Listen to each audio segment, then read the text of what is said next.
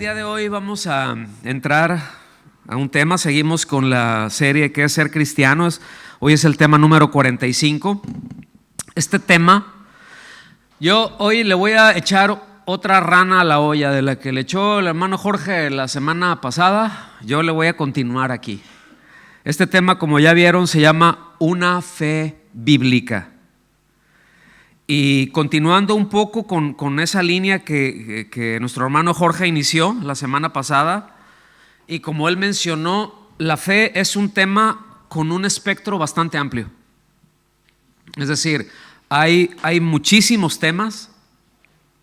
La fe abarca muchas cosas de tapa a tapa en la Biblia, y es muy difícil, es más que complicado tratar de comprimirlo en un par de enseñanzas. El asunto es de que hoy vamos a tratar de dejar en claro qué es una fe bíblica, qué es la fe y qué es una fe bíblica. Entonces, es esencial que como creyentes, que como cristianos tengamos presente y tengamos claro qué es lo que quiere decir fe, ¿sí? O sea, tener fe, ¿qué quiere decir eso? ¿Qué implica eso? Porque desde la perspectiva de Dios es bien distinta a lo que a veces le llamamos fe. Es decir, una fe bíblica es importante, repito, ubicar bien, porque fe ha sido un término que ha sido muy distorsionado a lo largo de los años. Y me atrevo a decir, más en los últimos 35 o 40 años. Ha sido un tema muy distorsionado, muy manipulado, ¿sí? Me atrevería a decir muy manoseado. Se oye feo, pero es que así ha sido. Se le dice fe a cosas que no lo son. Es decir, se le dicen fe a cosas que, por ejemplo, se confunde la fe con desear algo mucho, con tener buenas intenciones, ¿sí? Voy a tratar de poner un ejemplo. Es como decir, bueno, como Dios es todopoderoso, ¿verdad? Él me puede dar eso que le pido, porque yo le puedo pedir con mucha fe, y como Él lo puede hacer, ¿estamos aquí? Entonces yo le voy a pedir con mucha fe, y me lo tiene que conceder porque le estoy pidiendo con mucha fe. Y esa premisa es más común de lo que usted se imagina. Y otra vez, ¿no? A partir de eso, pues se dan interpretaciones, se dan aplicaciones que son erróneas, que no corresponden a lo que es la fe bíblica. Entonces, pues de ahí es de que nos podemos explicar que luego encontramos algunas doctrinas muy raras, algunas enseñanzas muy raras. Podemos explicar a partir de ahí algunas conductas muy extrañas dentro de las distintas corrientes teológicas. ¿Sí estamos aquí? Porque le decimos fe a cosas que no son fe, ¿sí? Terminamos diciéndole fe, repito, a veces a deseos que nosotros tenemos. Y hace algunos años yo platicaba con un pastor amigo, y él me decía, ¿sabes qué? Tenía un proyecto, ¿no? Ahí para la iglesia, y quiero hacer tal cosa, ¿no? Queremos hacer tal actividad, y hemos estado orando mucho por eso, me dijo. Y yo le dije, bueno, ¿y qué te contestó Dios? ¿Qué te dijo Dios? O sea, tú le pediste, está bien, ¿no? Y dice, es que hemos estado orando mucho, y hemos estado orando con mucha fe por eso. Sí, le dije, está bien. ¿Y qué te respondió Dios a esa petición que ya tienes por tanto tiempo? Es que hemos estado orando mucho por eso y con mucha fe. Entonces me di cuenta que no estaba agarrando la onda de qué se trataba. Y le dije, mira, lo más importante cuando nosotros oramos, aunque sea con mucha fe, y lo hago entre comillas para los que no nos están viendo, ¿sí? Aunque oramos con mucha fe, lo importante no es qué es lo que nosotros decimos en cuanto a algo cuando estamos orando. Lo importante es cuál es la respuesta de Dios. Yo le puedo pedir un montón de cosas. De hecho, me atrevo a decir que casi todos los que estamos aquí, si no es que todos, le hemos pedido cosas a Dios que ni al caso, y se las hemos pedido con fe. Y Dios por acá así como que todo aburrido con las oraciones que les mandamos, porque no tienen ningún sentido, porque no se alinean a quien es Él y lo que Él dice. Entonces, por eso es indispensable que tengamos un entendimiento claro, un entendimiento preciso a qué se refiere la Biblia cada vez que habla acerca de la fe. Es muy importante para que no andemos diciendo todo por fe y por fe y por fe. Y por fe nos metemos en unos problemas, por fe nos metemos en deudas, por fe, ¿sí me explico? Y lo que queremos es que luego pedimos y queremos que Dios responda, y muchas veces Dios ya no respondió y nos dijo no, eso no. Si te doy eso, para empezar, si te doy eso, miren, yo he puesto mucho este ejemplo.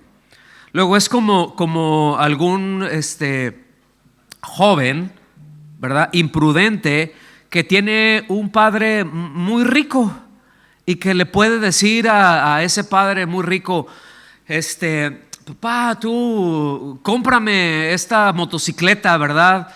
Que agarran de 0 a 100 kilómetros en 3 segundos, ¿no? O este auto tan veloz y deportivo, y es que está precioso, y yo sé que tú puedes, tú tienes recursos para, es como quitarle un pelo a un gato, ¿sí? Fácil, eso es fácil para ti, yo sé que tú puedes.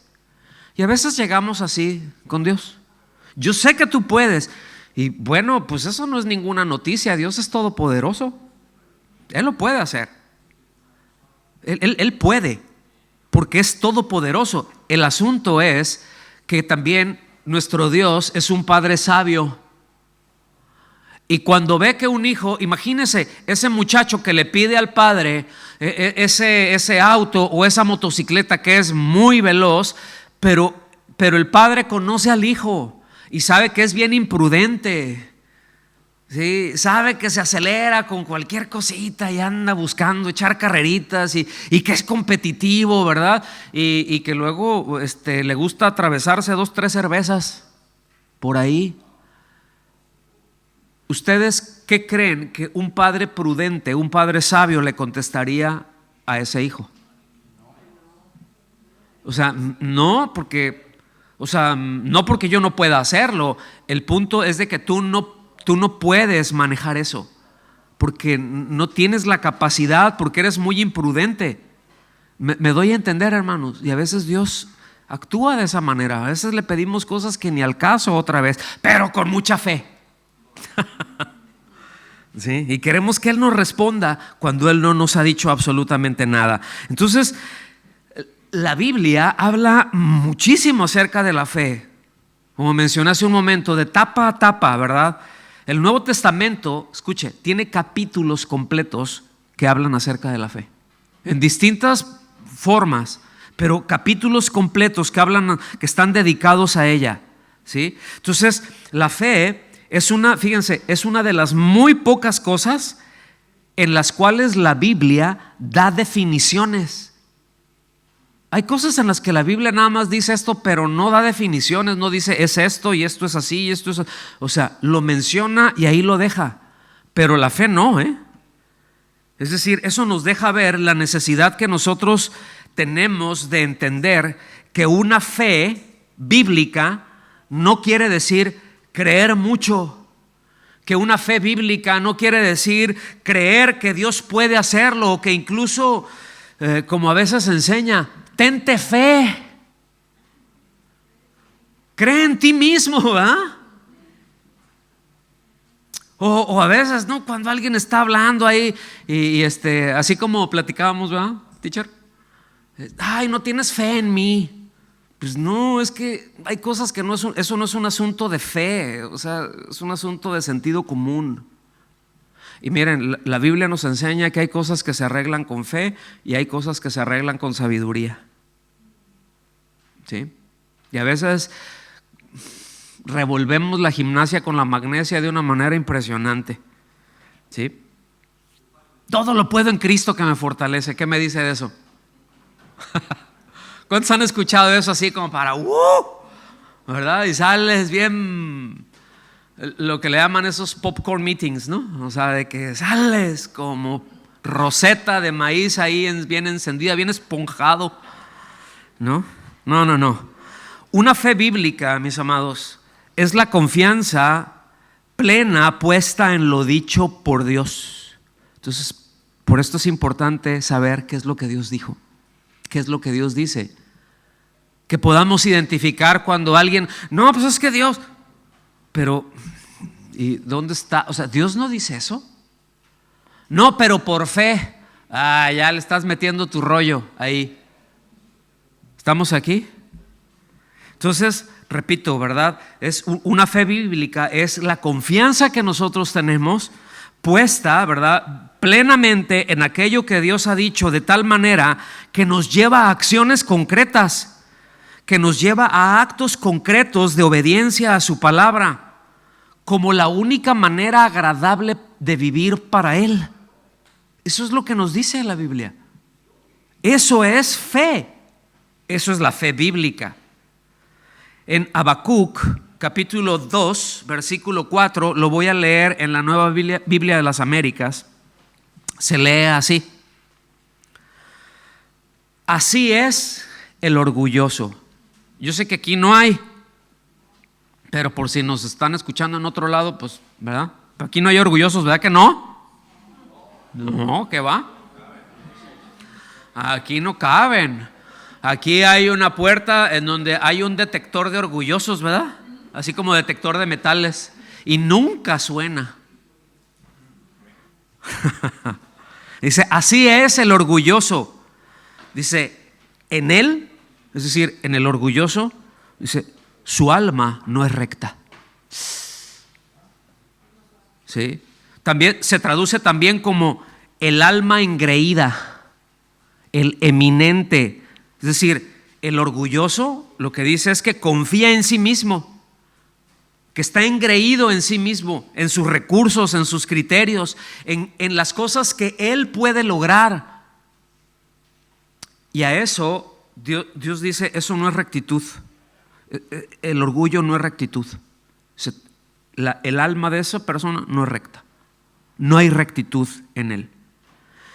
Y después hace una contraposición a eso, ¿sí? Dice, mas el justo por su fe vivirá. ¿Se fijan?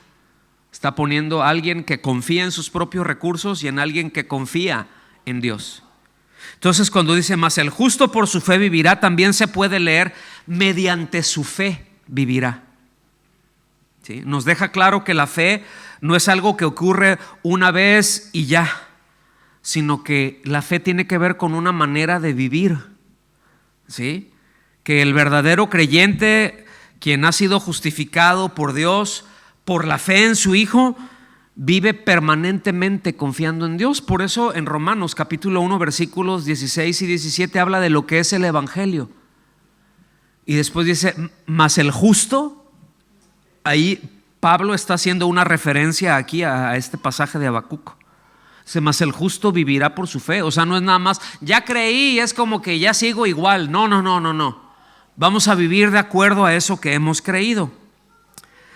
Este mismo pasaje en la Nueva Traducción Viviente se lee de la siguiente forma, miren. Dice, mira a los orgullosos, confían en sí mismos y sus vidas están torcidas. ¿Sabes? Dice, pero el justo vivirá por su fidelidad a Dios, o mediante fidelidad a Dios. ¿Cómo la ven? Está fuerte, ¿no? Vengan conmigo por favor a Hebreos capítulo 11. Este capítulo 11 de Hebreos y en esencia no solamente el capítulo 11, es que el 12 también, una buena parte del capítulo 12 están dedicados a hablar acerca de la fe. ¿Qué es la fe? Y es aquí en donde da una definición muy clara de lo que es la fe. Sígame ahí con atención, yo lo voy a leer en la Nueva Biblia de las Américas. Dice 11.1, vamos a leer desde el 1 hasta el 7, pero me voy a ir deteniendo, ¿está bien? Y después vamos a ver por ahí en Romanos 4 también, entonces póngale un dedo ahí en Romanos 4 y si tiene otro dedo que le sobre, pues ahí póngalo en Hebreos 11. Dice, ahora bien, la fe, dice, es la certeza de lo que se espera. Cuando nos habla, nos dice la certeza, textualmente está hablando de es la base segura de lo que se espera o la base segura de la substancia. Y aquí no me quiero detener mucho en esto porque es muy, muy interesante. Pero por la definición, que es en donde me quiero detener, dice, la fe es la certeza de lo que se espera, la base segura de lo que se espera. Ahora, ponga atención, ¿cuál será la base segura? Dice, la convicción de lo que no se ve. Esto también se puede leer, es la prueba convincente. Es algo que resulta tan firme como la más exhaustiva prueba a favor de aquello que se cree. En este caso nos está hablando, todo el contexto tiene que ver con lo que Dios ha dicho, como lo vamos a ver ahorita. Ahorita nos va a llevar para allá. Es decir, mi confianza, ¿qué es la fe? Es esa confianza, es esa base cierta de que todo aquello que Dios ha dicho pasará.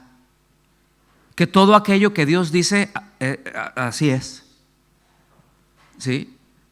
Por eso la exhortación que tenemos nosotros en la Escritura es, de parte del Señor, es que tu sí sea sí y tu no sea no. Que no andes cambiando.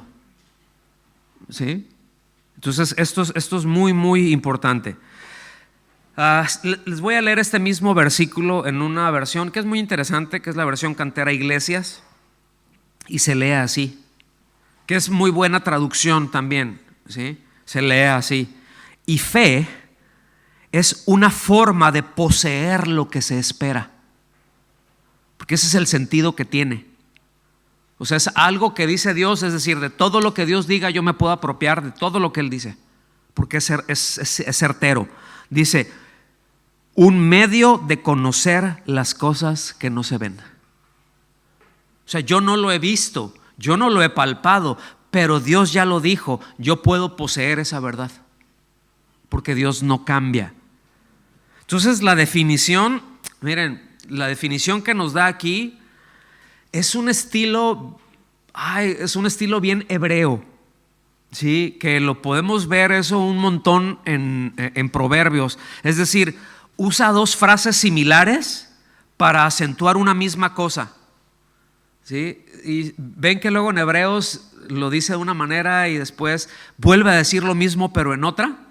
Bueno, es para afirmar algo. Y lo que está afirmando aquí de lo que es la fe, nos está diciendo que es una confianza absoluta en lo dicho por Dios, porque eso es una realidad. Es decir, si Dios lo dice, es una verdad, es una realidad. ¿Sí? Sabiendo que Dios no cambia, que Dios es inmutable, ¿sí? Que eso que Dios dijo es sí o es sí, que no hay variación, que Dios nunca te va a decir una cosa y al ratito te va a decir otra, que nunca te va a que nunca nos va a engañar, que todo lo que Él nos dice lo podemos esperar. Escuche bien, cuando nos dice que nos va a bendecir, lo podemos esperar, pero también cuando dice te voy a poner la mano encima y te voy a dar unas buenas llegadas, también lo va a hacer. Y siempre cuando advierte, siempre Dios, vamos a ver esto, primero llama, y cuando lo podemos ver a lo largo de toda la Biblia, es decir, no nos estamos portando tan bien como deberíamos, ¿no? Como Él nos dice. Y por ejemplo en el Antiguo Testamento vemos que Dios levantaba un profeta y le decía al pueblo, oigan, pues ahora sí que vamos a alinearnos, ¿no? Porque la conducta que se está teniendo es contrario a lo que Dios ha dicho. Entonces hay que arrepentirnos, ¿no? Y hay que arrepentirnos. Y ya le iban subiendo el tono. Llegaba un momento en el que decía, ahora sí que así dice el Señor. Voy a parafrasear unas de tantas, ¿no? Si no se alinean y si no se arrepienten, me los voy a surtir pero bonito. Les voy a dar hasta por debajo de la lengua. Voy a tratar con ustedes y les va a doler. ¿Sí? Hasta que se aparten de esa conducta que no solamente es algo que me ofende, pero es autodestructiva. Y por amor a ustedes lo voy a hacer. Y también dice, y por amor a mí mismo. ¿Me están siguiendo? Y la gente sabía, y en muchos casos no se arrepintieron. Y después de eso, Dios enviaba el juicio. Pero cuando se arrepentían, es cuando Dios dice, ok, hasta aquí. Está bien, ya no lo voy a hacer. No voy a hacer eso que les dije. ¿Me están siguiendo? Ese es un patrón que vemos nosotros en los profetas. Vengan al versículo 2, ahí de Hebreos 11. Dice, porque por ella, está hablando de la fe, por ella recibieron aprobación los antiguos. Es decir, por la fe fueron acreditados, por la fe tuvieron un testimonio a favor de ellos. En otras palabras, por la fe de ellos, Dios testificó, fíjense qué tremendo, que Dios es el que salga como testigo nuestro. ¿No les da eso una? Pero al mismo tiempo que es un gozo, por el otro lado también qué responsabilidad. Cuando Dios sale como testigo nuestro, a favor nuestro, pero qué terrible cuando sale en contra. Las dos cosas ocurren, ¿sí? Entonces dice aquí el versículo de Hebreos 11:2, que Dios testificó acerca de ellos, y vemos a lo largo de todo el capítulo que menciona, no a todos, pero menciona a muchos por nombre, ¿verdad? Y por la fe hicieron esto, y vemos una parte de ellos que habla y por la fe conquistaron reinos, hicieron esto, y ahí es donde decimos, ¡wow! De aquí soy. Pero también otra parte menciona y dice, pues también por la fe a otros les dieron unas corretizas tremendas. Otros fueron perseguidos, a otros los mataron, también por la fe. Como que esa parte ya no nos gusta mucho, ¿sí? Pero sin embargo, de esos últimos dice, pero el mundo no era digno de ellos. ¿Cómo la ve? Cuando dice el mundo no era digno de ellos, lo que textualmente está diciendo, el mundo no era adecuado para ellos. O sea, ellos vivían en un nivel muy superior. El mundo no era adecuado para ellos. O sea, vivían en constante aflicción, porque el alma del justo se aflige cuando ve maldad. ¿Sí me explico? Cuando ves cosas que dices, oye, ¿cómo es posible esto? O sea, causa una aflicción. ¿Estamos aquí? Versículo 3 dice, por la fe entendemos que el universo fue preparado por la palabra de Dios. Es decir, literalmente quiere decir con una palabra de Dios. De modo que lo que se ve no fue hecho de cosas visibles. Fíjense, ¿qué es lo que nos dice? ¿Cómo entiendo todo lo creado? Por la fe. A eso se le conoce, es decir, cuando Dios creó todo, no había nada, no había materia, dio su palabra, dio una palabra y fue hecho. Ya desde aquí póngame atención, porque eso es esencial. Porque a partir de aquí, esto ya nos deja ver el origen de todas las cosas. Es decir, Dios como creador de todo. En el mundo grecorromano, los griegos pensaban, yo les he comentado esto, ¿verdad? Que la materia era eterna. Es decir, que la materia andaba toda por ningún lado, ¿no? Que andaba flotando como basura cósmica, ¿no? Pero que la materia siempre había existido. Entonces que de pronto llegó alguien que le llamaban ellos el demiurgo y que empezó a poner en orden todas las cosas, ¿sí? Que era el arquitecto del universo. ¿Ustedes ubican algo de la masonería? cuando ustedes ubican cosas de la masonería, que aquí es la cuna precisamente, se encuentran que uno de los símbolos o el símbolo principal de la masonería es un círculo y es un compás. Se está refiriendo, hace una referencia a ese demiurgo, a ese que organizó todas las cosas. Pero la Biblia nos dice otra cosa. La Biblia nos dice que Dios lo creó de la nada, que Dios no organizó las cosas, que Dios las creó, que la materia empezó a existir en el momento en que Dios lo determinó, ¿sí? Por eso cuando Juan dice que el verbo, que el logos es Jesús, ellos entendían perfectamente y dijeron: el logos no solamente es, porque los griegos entendían el logos como el origen de todas las cosas. ¿Me está siguiendo? Para nosotros nos quedamos así como medios, pero para ellos era algo muy fuerte, ¿sí? Entonces es muy importante entender esto, mis amados. Es muy importante, es esencial. Pónganme atención en esto que les voy a decir, por favor, porque el menosprecio a la palabra de Dios es un menosprecio a Dios mismo como el Creador. Cuando nosotros decidimos por alguna razón no ponerle la atención que la palabra de Dios merece, eso es un menosprecio. O sea, bueno, sí, Dios dice esto, pero yo digo esto otro. ¿Qué es eso? O sea, yo estoy subestimando, estoy menospreciando la palabra de Dios, ¿sí o no? Y estoy anteponiendo mi palabra, estoy anteponiendo mis pensamientos, estoy anteponiendo mis argumentos a los de Dios. ¿Ok? Eso es un menosprecio. Entendamos que cuando hacemos eso, estamos menospreciando al Dios creador. El menosprecio a la palabra de Dios es un menosprecio directamente a Cristo, ¿verdad? Al Hijo de Dios, porque Él es el Verbo encarnado, Él es el Logos encarnado, Él es la palabra hecha carne. Todo lo que salió de la boca de Dios, todo lo que, cuando el apóstol Pablo dice toda la escritura es inspirada por Dios, decimos: ay, pues está bien, ¿verdad? Ay, qué bonito.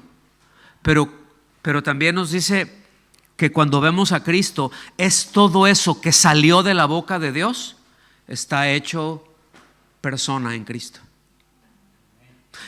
De tal manera que cuando menospreciamos lo dicho por Dios, es un menosprecio directo a Cristo.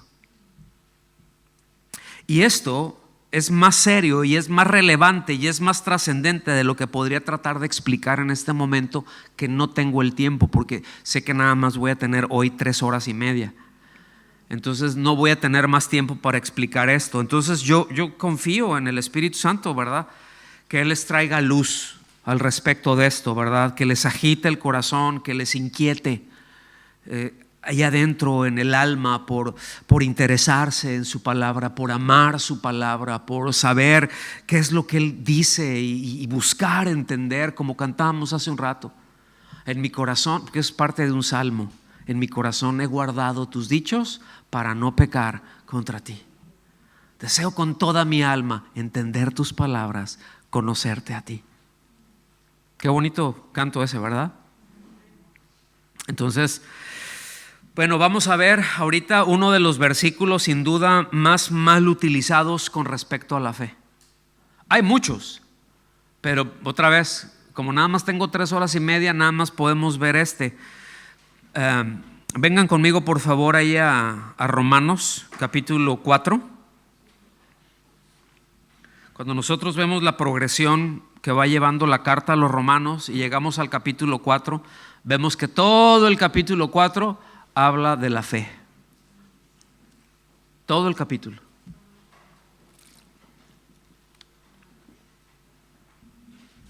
Romanos capítulo 4, miren.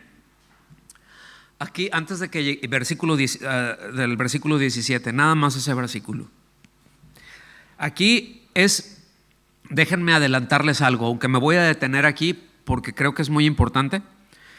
Pero cuando se saca un texto del contexto, cuando se saca una frase de toda una oración completa, usted le puede dar la interpretación que quiera. Con ese fragmento puede construir cualquier otra cosa, aunque no esté diciendo eso. Eso se llama torcer las escrituras, eso se llama pervertir las escrituras. ¿Sí? Fue exactamente lo mismo que pasó en el huerto de Edén. O sea, llegó Satanás, y ¿qué fue lo que hizo? Torció lo que Dios dijo. ¿Sí? Pero bueno, ya les di tiempo de llegar ahí a Romanos 4, versículo 17, se lee así: como está escrito. Digan, como está escrito. Es decir, Pablo está diciendo, yo no traigo mi propio pensamiento, yo les estoy diciendo, todo esto que les estoy planteando es lo que dice la Biblia, es lo que está escrito. ¿Qué es lo que está escrito? Es una palabra, es una referencia de Génesis 17:5. Allá lean ustedes el capítulo 15, 16, 17 de Génesis para que vean todo el contexto. Pero cómo lo está trayendo Pablo aquí, dice, como está escrito, dice, te he hecho padre de muchas naciones. Es decir, es Dios hablándole a Abraham. ¿Se acuerdan? Que le estaba prometiendo, porque pues Abraham ya estaba bien, ya tenía 99 años, ¿sí? Y Sara andaba en los 90, y les había prometido un hijo, y dice, mira, tus descendientes, dice, van a ser como las estrellas, o sea, incontables, como la arena del mar, incontable. Dice, de Sara saldrán naciones, o sea, la nación hebrea y la nación árabe. Naciones, no nación, naciones. Y le da unas promesas impresionantes, ¿no? Y dice que él le creyó. Hasta este momento todavía no tenía al hijo de la promesa. Había tenido un hijo por ahí que, bueno, no me voy a meter, ¿no? De hecho, Abraham tuvo más hijos, no solamente uno o dos, ¿no? O sea, tuvo más hijos. Pero con la legítima, como el que heredaba todo, todavía no había nacido. El hijo de la promesa todavía no había nacido. Isaac, pues, ¿no? Entonces dice, te he hecho padre de muchas naciones. Híjole, ¿no? Y Abraham así como que, ay, híjole. Dice, delante de aquel en quien creyó, es decir, Dios. Es decir, Abraham, cuando le dijo eso, Abraham estaba diciendo, tú lo dijiste, yo no sé cómo va a ser, porque yo estoy bien pasita. Y mi esposa, pues, estamos ahí, nos vamos dando. Sí, naturalmente es imposible, porque para empezar ella ha sido estéril, y ya ahorita, pues aunque hubiera sido fértil, ya la edad ya no está en edad reproductiva. Sin embargo, Dios, Abraham dijo, yo te creo, Dios, si tú lo dices, yo te creo. Eso es fe, eso es la certeza, eso es la base de la confianza. Y lo pudo esperar, pero sígame. Y dice, delante de aquel en quien creyó, es decir, Dios. O sea, le creyó a Dios. ¿Vamos bien hasta aquí? Dice, Dios que da vida a los muertos y llama las cosas que no son como si fueran. ¿Quién es el que llama las cosas que no son como si fueran? ¿Quién es el que da vida a los muertos? Y luego, ¿por qué nos dicen, no, la fe es llamar las cosas que no son como si fueran? ¿Ha escuchado eso? Pues no. Dice, llama las cosas que no son como si fueran. Literalmente se lee así, que llama lo que no existe como existente. Una lectura alterna puede ser así, que llama a lo que no existe a la existencia. Pero ¿quién puede llamar algo que no existe a la existencia? ¿No es lo que dice allá en lo que vimos ahorita en Hebreos 11:3? Que Dios ordenó por una palabra y las cosas que se ven fueron hechas de los que no se ven, de la nada. Dios creó de la nada. Entonces aquí se refiere única y exclusivamente a Dios. Es decir, una palabra de Dios puede darle vida al que sea, aunque tenga tiempo muerto, aunque ya esté podrido, aunque sean huesos nada más. Dios lo puede hacer, mis amados, porque es Dios. Y nuestra confianza, la fe, es poner nuestra confianza, la base, la certeza en todo aquello que Dios dice. Luego entonces es importante, mis amados, saber, conocer qué es lo que Dios dice, para no andarle llamando fe a cosas que no son fe, a cosas que son ocurrencias, a cosas que son deseos nada más. Entonces, repito, se refiere aquí única y exclusivamente a Dios. Esto solo aplica a Él, que es en quien descansa nuestra fe, ¿verdad? Él es el autor y el consumador de la fe. Él es el objeto de nuestra fe. Él es el único que da vida a los muertos. Él es el único que llama lo que no existe a la existencia, ¿sí? Él es el único que puede crear con su voz. Entonces aquí está hablando, escuchen, del poder creador de Dios con una palabra. Eso es lo que está hablando. Entonces cualquier interpretación fuera de eso está mal. Cualquier interpretación, eso de que no, mira, fe, y sí, ahora miren, Dios es bueno, ¿no? Pero yo voy a hacer un paréntesis.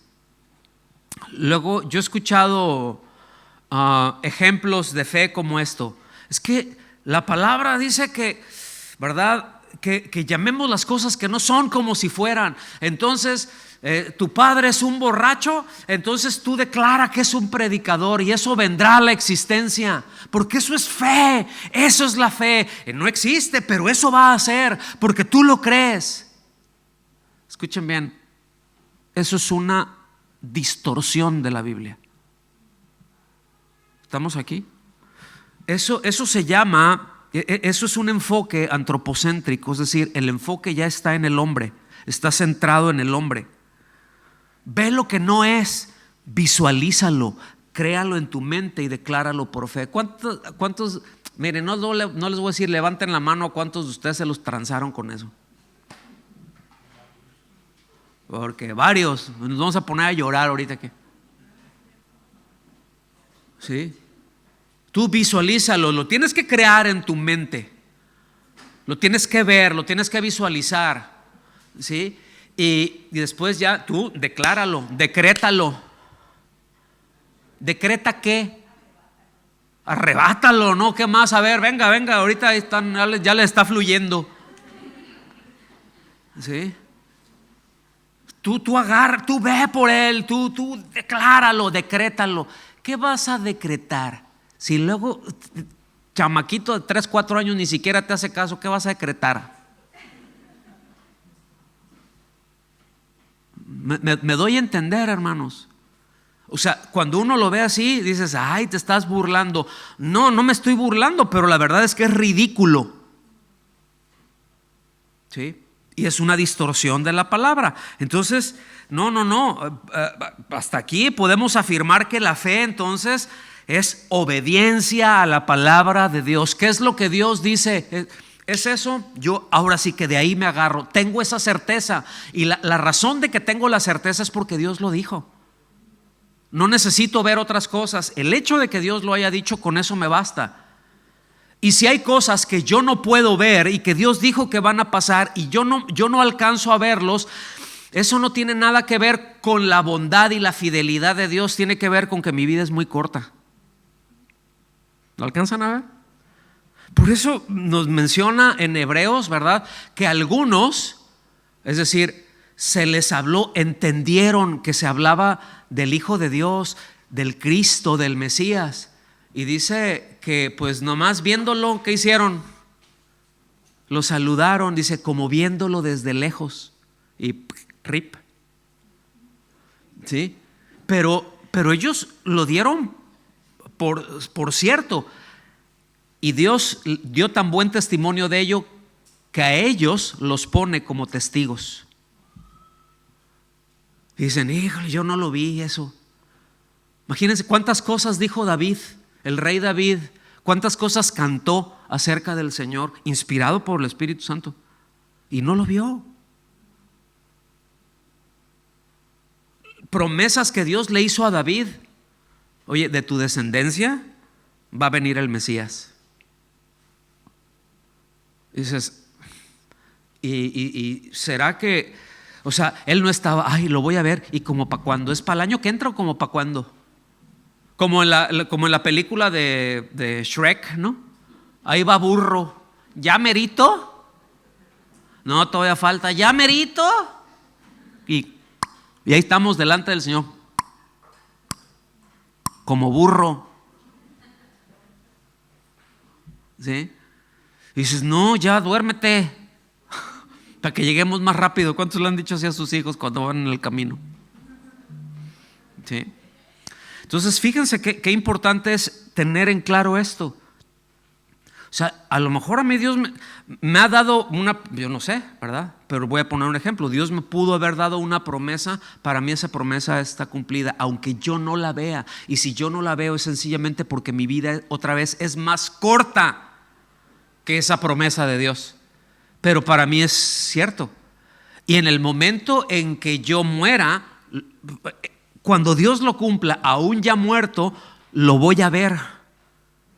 Y es más, la voy a disfrutar en vida cuando venga la glorificación. ¿Ustedes creen, ustedes piensan que, por ejemplo, el rey David se va a alegrar cuando reciba un cuerpo glorificado? Ahorita se están alegrando de Abraham. Imagínense, Abraham, pensar Abraham, el Cristo, el Salvador de todos los hombres, descendiente mío. ¿Sí? Miles de años pasan y muere Abraham y bueno, ahorita ya está ahí con el Señor y se está deleitando, pero llegará el momento en que también en la resurrección el Señor le dé un cuerpo y disfrute todo. ¿Usted cree eso o no? Porque eso es lo que la Biblia dice. Podemos tener esa esperanza, hermanos. Entonces no es tener fe en la fe. ¿Sí me explico? Y no voy a entrar ahorita por ahí, no voy a entrar en todo el tema del movimiento de prosperidad, palabra de fe, los podría destripar en este momento, pero baste con decir que todo lo que es el movimiento de fe, que le llaman así dentro de la iglesia, ¿sí? Palabra de fe, declaraciones y todas esas cosas, pero todo ese movimiento tiene su origen ocultista en el siglo XIX. Yo les puedo dar cualquier cantidad de información, o sea, nombres, fechas y por dónde se fue y quién hizo y quién desarrolló qué. ¿Sí? Pero todo eso se lo comió la iglesia no hace mucho, todo eso entró a la iglesia. Entonces todo eso de tú ve, créelo, visualízalo, pues ahí me estás hablando de Aristóteles, me estás hablando de Platón, me estás hablando de otras cosas. Y por otro lado me estás hablando de ocultismo, porque eso es ocultismo. ¿Estamos aquí? Versículo 4. O sea, el problema, es que ya no me aguanté. El problema de todo ese movimiento es muy ofensivo para Dios, porque lo hacen ver más o menos como el genio de la lámpara maravillosa. O sea, tú nada más frótale y dile lo que quieras. O sea, tú visualízalo y después, ¿lo quieres eso? Tú nomás decláralo, frótale, va a salir ahí. Y ahora sí que, ¿qué quiere mi amo? ¿Sí? Mis hermanos, Él nos hizo a nosotros y no nosotros a nosotros mismos. Nos debemos a Él. Él no se debe a nosotros. Nosotros nos debemos a Él. Versículo 4 de Hebreos 11. Por la fe, Abel ofreció a Dios un mejor sacrificio que Caín, por lo cual alcanzó el testimonio de que era justo, dando Dios testimonio de sus ofrendas, y por la fe, estando muerto, todavía habla. A ver, vamos a ver despacito. Primera parte, ¿sí? Por la fe Abel, ofreció a Dios ¿un qué? Un mejor sacrificio que su hermano, ¿sí? Es decir, por la fe que lo llevó a ofrecer ese mejor y ese mayor sacrificio. No fue la ofrenda en sí misma, fue la actitud en el corazón, la manera de cómo debía de hacerlo. Y después nos dice que alcanzó el testimonio de que era justo, es decir, que Dios lo había justificado, porque Abel se acercaba a Dios con esa fe que seguramente le enseñaron sus padres, Adán y Eva. Estamos aquí, de cómo tenían que acercarse a Dios para el perdón de sus pecados, de qué ofrecer como expiación un inocente, la muerte de un inocente. ¿Me están siguiendo? Dice, y alcanzó, que Dios dio testimonio, es decir, Dios sigue dando testimonio de que Él solo justifica por la fe. Él solamente declara justo a alguien que pone su confianza en Él. Desde Abel hasta nowadays, hasta nuestros días, ¿sí? Entonces, algo que podemos ver aquí es que el sacrificio de Abel fue otra vez presentado en obediencia, en fe, en tanto que Caín optó por hacerlo a su manera. El problema es que muchos pretenden acercarse a Dios a su manera. Muchos tienen su propia justicia. ¿Estamos aquí? No, Cristo, ay, qué bueno, yo sí quiero mucho a Cristo, pero yo tengo mi religión. No, yo no soy tan malo. Yo no hago cosas tan malas. Yo no necesito tanto. Yo me puedo acercar a Dios. Yo no necesito congregarme, porque es entre Dios y yo, y Él y yo tenemos relación, y yo todo con Dios, pero yo nada con lo que Dios dice, nada con los suyos, con su iglesia, no. Ahí está lleno de hipócritas. ¿Estamos aquí? Y eso es todo lo que... Eso es buscar, eso es pretender acercarse a Dios a la manera de uno, y eso es lamentablemente, lastimosamente, es más común de lo que pensamos. El mismo sacrificio de Abel fue una clara evidencia de que no lo presentó a manera de un ritual. Bueno, pues ahí le voy a ofrecer unas borregas aquí, ¿verdad? Y yo no sé, o sea, Caín, esa fue la actitud. Pues yo le voy a ofrecer, ya sé lo que le tengo que ofrecer y ya sé lo que Dios pide, pero aquí le traigo un costal de zanahorias y otro de calabazas y otro de esto, y pues ahí está, si quieres, ¿verdad? Y muchas veces esa es la actitud de muchos al estar aquí, o al estar en sus iglesias. A otros que nos ven, no sé cuál, en cuál estoy, aquí o acá. ¿A quién está? Cuidado con esa actitud, porque muchos están así en sus iglesias también. Yo le ofrezco a lo que a mí me parece bien, ¿sí? Entonces, pregunta para usted: cuando ora, cuando se congrega, cuando lee la escritura, cuando escucha un mensaje, cuando viene, levanta las manos, todo eso que hacemos, ¿verdad?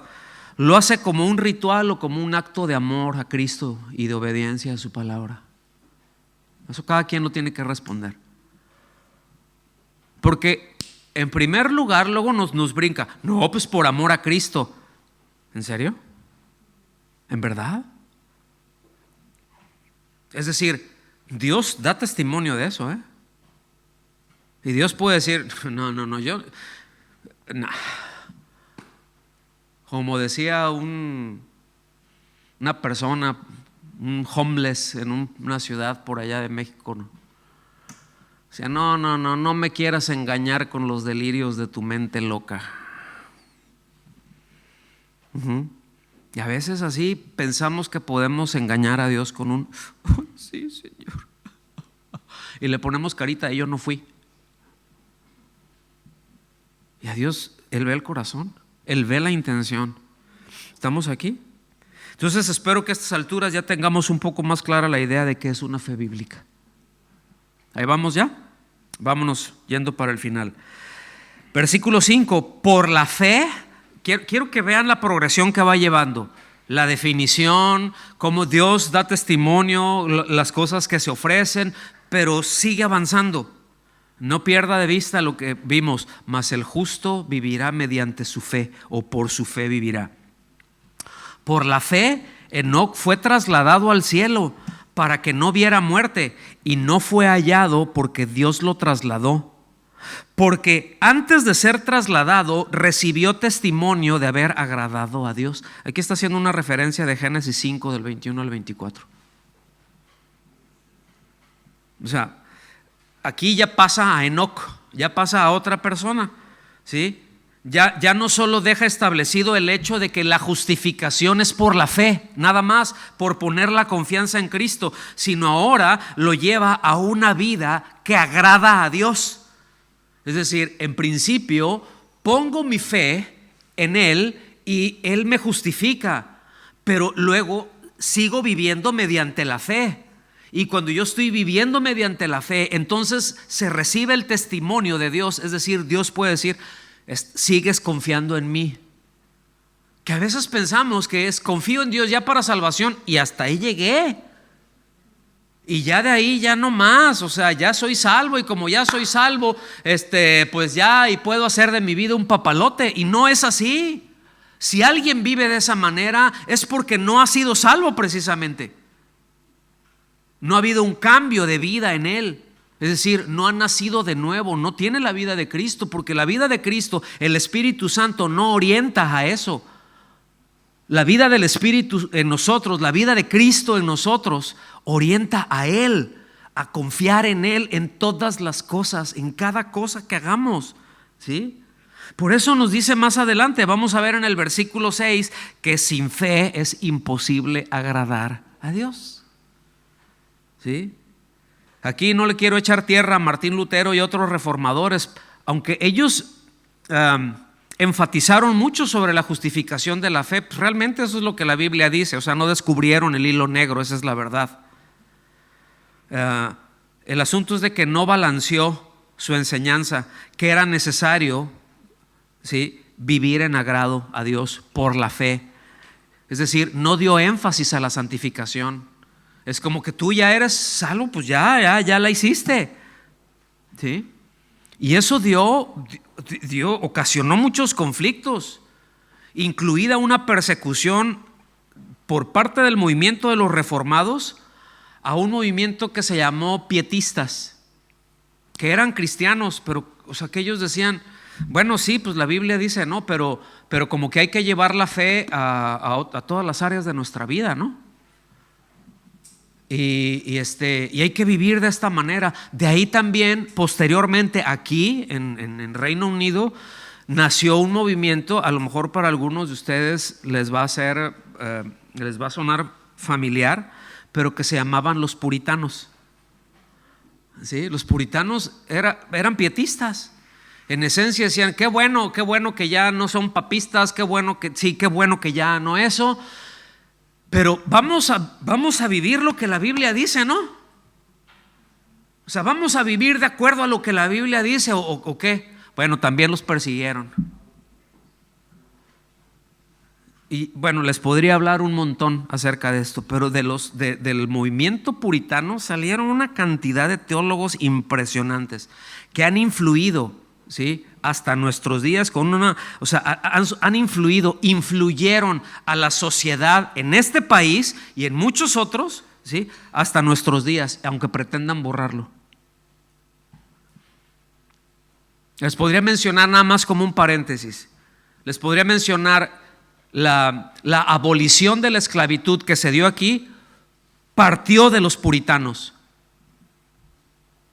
O sea, fueron cristianos los que pusieron su cuello y que pelearon por eso, porque eso no era congruente a Cristo. ¿Lo alcanzan a ver? Y así en muchas otras cosas. Bueno, ahorita las cosas están como están, pero le seguimos. Versículo 6, Hebreos 11. Y sin fe es imposible agradar a Dios. ¡Qué afirmación! Sin fe es imposible agradar a Dios, porque es necesario, digan conmigo, es necesario. Dile al que está a tu lado, es necesario que el que se acerca a Dios crea que Él existe. Es decir, crea que hay Dios, que tenga la certeza de que hay Dios, que tenga la base segura de que hay Dios. ¿Sí? ¿Y cómo puedo tener esa base segura? Porque Dios dijo quién es Él y porque Él se reveló. ¿Estamos aquí? Entonces, sin fe no es posible que una persona camine en agrado a Dios. La pregunta es, ¿por qué? Porque ¿cómo se puede acercar a alguien si no cree en esa persona? ¿Cómo se puede acercar a Él y vivir para esa persona si no cree en Él, si no confía en esa persona? Hoy Rocío les enseñaba a los que están antes de bautizarse, les enseñaba esa premisa. O sea, ¿qué es lo que crees? No, es que yo creo en Dios. Bueno, está bien, qué bueno. ¿Qué crees? Esa es la pregunta. No, es que yo sí creo en Dios. ¿Qué crees de Dios? ¿Qué crees de Dios? ¿De dónde salió esa creencia que tienes? ¿En dónde se originó? ¿De un mental por ahí, verdad? Algo que salió. ¿Alguna idea? Ahí se nos cayó un tornillo y salió esa idea. ¿O salió de Dios? Porque Dios dice, yo soy. ¿Sí me explico? En el principio dijo Dios. En el principio creó Dios. Y vez tras vez, ¿y tú quién eres? Yo soy. Y yo soy. Hasta el mismo Señor Jesús. ¿Y tú quién eres? Yo soy. ¿Sí? Yo soy Dios. Entonces el verdadero creyente, fíjense, porque en el versículo ya no le seguí leyendo, pero nos dice, es necesario el que se acerca que crea que Él existe y que es remunerador de los que le buscan, o que Reina Valera lo traduce como es galardonador. ¿Sí? Así es como dice. Entonces el punto aquí es que un verdadero creyente encuentra esa remuneración, encuentra ese galardón, encuentra esa recompensa en una verdadera comunión con Él. O sea, yo me acerco a Él y yo tengo algo que es muy valioso, que es estar en comunión con Dios. Hemos hablado varios temas ya, no menos de 4 o 5, con respecto al corazón y a las cosas que atesoramos en el corazón para llegar a este punto. Cuando alguien piensa que, bueno, pues es que no, yo, bueno, en Cristo yo sí, pero no, a mí no me quieras quitar las cosas, ¿eh? O sea, yo voy a seguir como quiero, o sea, como vivo. Y que valoran, cuando alguien valora algo que Dios reprueba, cuando alguien valora algo que Dios reprueba por encima de Dios, tiene que preguntarse si ha creído o en quién ha creído. Porque no va a agradar a Dios. Para empezar, ¿cómo puede ser justificado si valora el pecado como algo más atesorable que a Cristo mismo? ¿Me estoy dando a entender? ¿O le voy o le tallo más? ¿Quedó claro el asunto? Versículo 7, y ya este es el último. Por la fe, Noé, siendo advertido por Dios acerca de cosas que aún no se veían. ¿Qué cosas no se veían de lo que estaba advirtiendo? Lluvia. Nunca había llovido. La tierra se regaba, era el vapor, era debajo, pero nunca había llovido. El clima era perfecto. ¿Sí?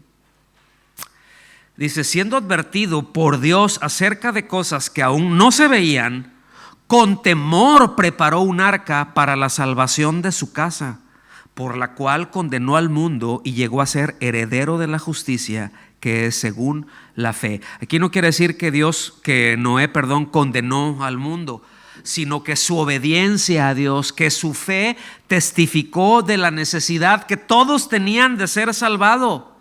¿Sí? y que él la obtuvo por su fe en lo dicho por Dios. Pero mientras tanto, Noé les estuvo predicando 120 años que se arrepintieran, que vendría esto, que se arrepintieran. ¿Sí me explico? ¿Y cuántos le creyeron? Los de su casa nada más. Fue advertido. El evangelio, mis amados, son buenas noticias, pero el evangelio también es una advertencia. El evangelio es una buena noticia, ¿sí? Tú no te puedes salvar. Estás en condenación, tú no te puedes salvar. Buenas noticias, Cristo ya lo hizo por ti. Pon tu confianza en Él. Al mismo tiempo debes de saber que si no estás en condenación, y cuida si estás rechazando porque puedes estar peleando contra Cristo. Puedes estar rechazando a Cristo y te puedes estar endureciendo, y puede llegar un momento en donde Dios diga: ok, tú te endureces, ahora yo te voy a endurecer. Ahora yo te voy a endurecer. Ahora yo te voy a quitar la capacidad de creer. Por un tiempo, a ver, ¿me estoy dando a entender? Eso pasa también, y el evangelio anuncia eso. Por eso cuando viene la predicación del evangelio, dice: vamos pronto, no es difícil. Dice: ahí está, pon tu confianza en Él. ¿Sí? Noé trató el mensaje de Dios, dice, con temor, con reverencia, ¿verdad? Puso atención a las instrucciones que Dios le dio detallada. Noé no se le ocurrió un arca, y como de qué tamaño tiene que estar. Pues un barco, y bueno, pero ¿cómo? ¿Sí? Imagínense, curiosísimo se veía a Noé trabajando haciendo un barco en el desierto, allá en la montaña.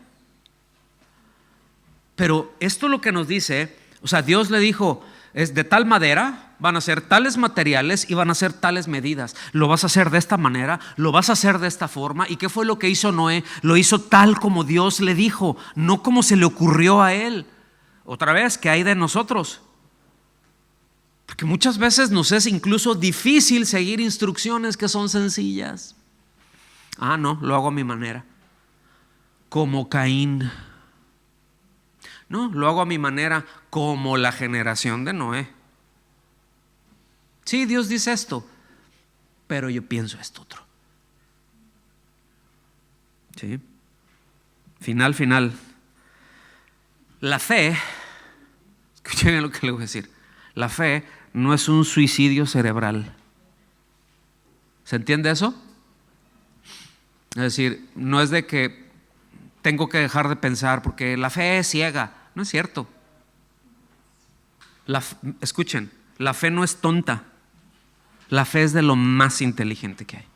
No hay cosa que sea más inteligente que la fe en Cristo, porque es la confianza en el creador de todo. ¿No? ¿No le parece así como que, pues, si estoy bien con el dueño del circo, ¿para qué quiebro a los enanos? No sé si me estoy dando a entender. O sea, ¿para qué me voy a distraer con cosas cuando mi confianza está puesta en el que hizo los cielos y la tierra? Todo lo dijo con una palabra, creó de la nada. Él lo puede hacer. Pero a mí me interesa es qué es lo que Él dijo, para seguir eso que Él dijo, porque aquello que de Él dijo, eso es cierto. Ahí no hay pierde. Esa es la fe. ¿Sí? O sea, no tengo que dejar de pensar, hermanos. La fe no es contraria a la inteligencia, repito, es todo lo contrario. Me permite ver todas las cosas desde una perspectiva real y correcta. Aquí no voy a hacer historia, pero los más grandes matemáticos, o sea, nosotros conocemos las computadoras y tenemos muchas cosas, y eso salió de gente creyente en Cristo. ¿Estamos aquí? Porque podían ver, ¿no? Pues sí, está bien. O sea, pero Él lo hizo. Y el Señor les mostraba, les daba la sabiduría. Miren, el Señor siempre llevó a sus oyentes, o sea, me refiero al Señor Jesús, siempre los llevaba a pensar. Les hablaba en términos que entendían y los ponía a pensar, los ponía, ¿sí?, a que meditaran en sus caminos. Cuando usted está escuchando a algún predicador que lo lleva a buscar sentir y reaccionar, ¿sí?, y no a meditar y concluir, está delante de un falso profeta o de un falso maestro. ¿Lo digo otra vez? Cuando usted está delante, ¿verdad?, cuando algún predicador lo lleva a buscar, es decir, que todo lo que está haciendo y todo lo que está diciendo, el propósito es de que usted sienta, ay, se sintió, y reaccione a eso. Un sentimiento, ¿verdad? Y reacciono, sí, oh, sí, ¿verdad? Y cuando no lo está llevando a que medite en su camino y a que tome una decisión en pro del Señor, está delante de un falso profeta o de un falso maestro. Eso hay un montón. La fe es algo inteligente porque se origina en Dios, no en la mente del hombre. ¿Sí? Es la obediencia a la palabra de Dios. Hay muchas cosas más, pero ya no tengo tiempo. Ya lo alargué y ya les agradezco que hayan puesto atención. Pero otra vez, ¿no? Yo no tengo que esperar a sentir a Dios o que Dios me dé los suficientes argumentos y me convenza para entonces accionar en obediencia. Todo lo que yo necesito es que Dios me diga qué es, qué quiere y yo hacerlo. Eso es todo lo que necesitamos. Esa es una fe sencilla. Esa es una fe centrada en Cristo. Esa es una obediencia en seco. ¿Estamos aquí? Nos ponemos de pie y le damos gracias al Señor. Señor, muchas gracias por tu palabra que nos enseña qué es una fe bíblica, que nos enseña que es una fe que está en congruencia contigo, que no es abrazar como verdad cualquier cosa que alguien diga en tu nombre, sino que podemos ir a tu palabra, cerciorarnos de haber entendido, porque ningún hombre es la voz tuya, Señor, ningún hombre es la voz de Dios. Solamente la Escritura es inspirada por Dios. Señor, gracias porque nos enseñas a que no necesitamos y no tenemos que aceptar las experiencias de otros, que no es aceptar cualquier cosa que alguien diga, algún ungido diga y que diga así dice el Señor, y ya darlo por cierto, que tenemos tu palabra, Señor, y que podemos ir con toda certeza y contrastar con tu palabra, Señor, todo aquello que nosotros recibimos, como aquellos nobles de Berea que todos los días iban a las Escrituras para verificar que todo aquello que se les decía con respecto a ti, Señor, así era, porque estaba en las Escrituras. Y eso tú lo ves como nobleza. Queremos crecer en esa nobleza y en esa fe, Señor. Te damos muchas gracias, mi Dios, en el nombre de Jesús. Amén. Amén. Que Dios los bendiga.